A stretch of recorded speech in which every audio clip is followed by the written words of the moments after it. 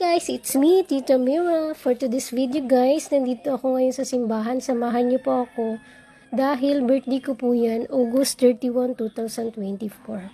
So guys, niyaya ko yung ate kong magsimba. Pumunta kami ng bayan para magsindi ako ng kandila. So yun lang guys, hindi sumakto yung aking birthday ng linggo. So Sabado po yan, so wala pong misa. Tas yun guys, papunta na ako sa kandila. Magsisindi na tayo guys. Nazareno. Yan, may nagdadasal guys kay Nazareno. Kunti lang yung tao guys dahil Sabado.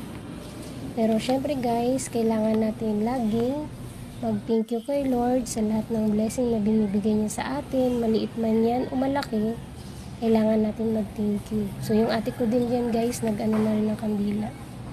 So guys, ang wish ko lang sa aking birthday ay always good health sa akin at pati sa aking family.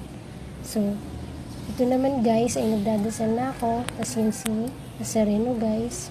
At yun lang guys yung aking mini vlog. Thank you for watching.